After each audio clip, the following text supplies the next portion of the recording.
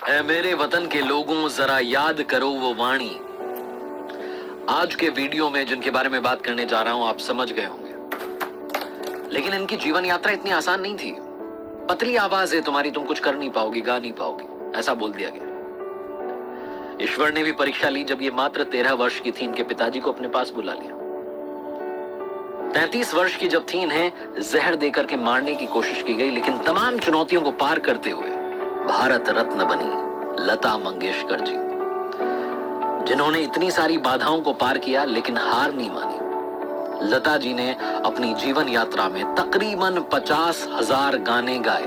लता मंगेशकर जी के पिता दीनानाथ मंगेशकर साहब, जो कि एक ड्रामा कंपनी चलाते थे, घर में जब बड़ी बेटी का जन्म हुआ तो नाम हेमा रखा था, लेकिन उस ड्रामा कंपनी का एक ड्रामा था, नाम था भाव बंधन, और उस नाटक में एक किरदार थी लतिका।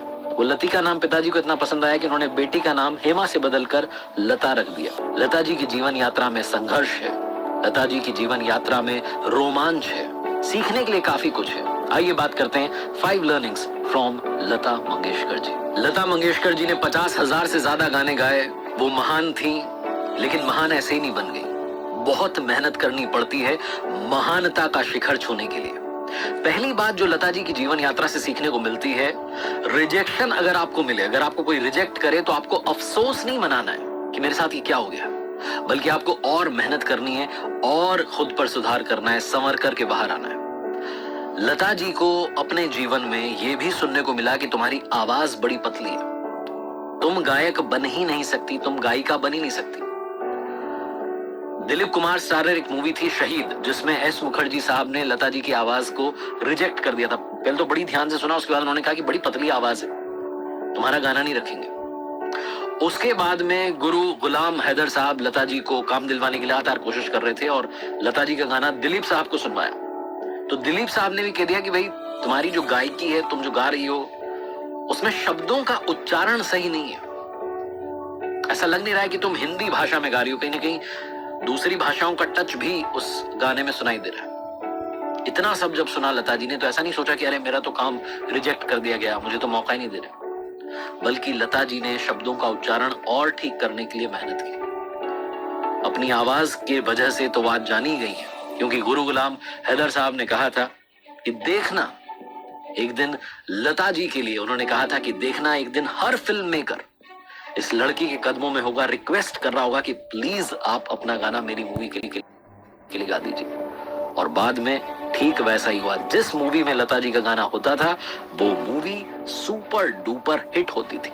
तो ये जो पहली बात है यही सिखाती कि लाइफ में अगर रिजेक्शन मिले तो ये मत सोचना कि मेरा क्या होगा, ये सोचना कि मुझे क्या सुधारने की जरूरत है, किस तरफ मेहनत करने की जरूरत है। किसी ने बड़े कमाल की बात कही है कि जो जहाज तूफान पार करते हैं लोग उन्हीं को याद रखते हैं। लता मंगेशकर जी के जीवन से सीखने वाली दूसरी बात है कि मुश्किल हालातों में डटे रहिए और जीत कर दिखाइए।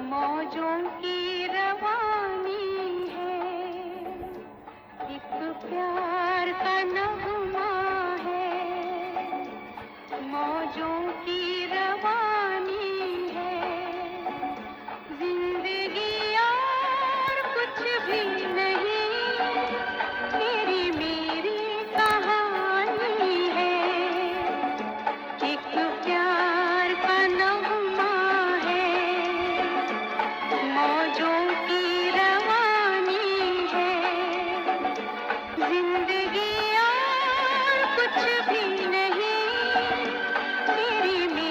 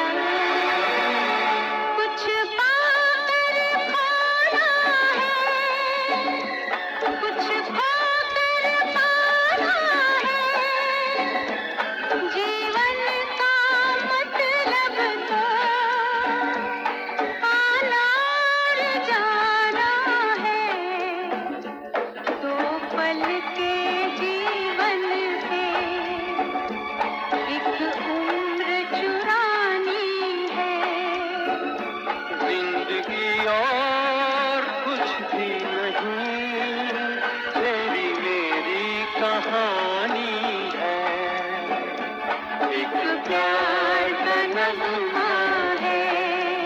ऐ वतन वतन मेरे आबाद रहे तो, ऐ वतन वतन मेरे आबाद रहे तो, मैं जहाँ रहूँ जहाँ में याद रहे तो, मैं जहाँ रहूँ जहाँ में याद रहे तो, ऐ वतन मेरे वतन, ऐ वतन मेरे वतन।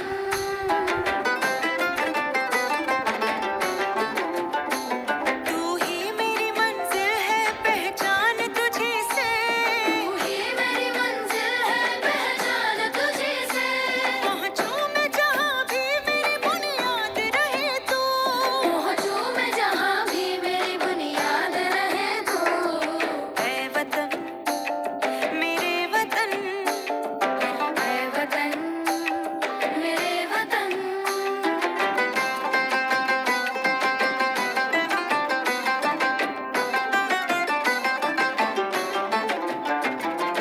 तुझ पे कोई गम की आँच आने नहीं दो, तुझ पे कोई गम की आँच आने नहीं दो, कुर्बान मेरी जान तुझ पे शाद रहे तू, कुर्बान मेरी जान तुझ पे शाद रहे तू, ऐ वतन वतन मेरे आबाद रहे तू, मैं जहाँ रहूँ जहाँ में याद रहे तू, ऐ वतन मेरे वतन, ऐ वतन मेरे वतन, ऐ वतन।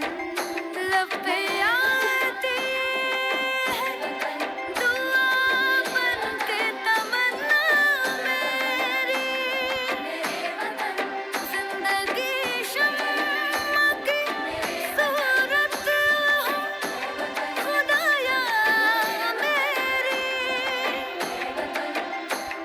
जिंदगी शम्मा की सूरत हो खुदा। तो गाइस मैंने अभी आउटलाइन कंप्लीट कर ली है। तो दूसरे भाग में, इसी वीडियो के दूसरे एंड भाग में बने रहना।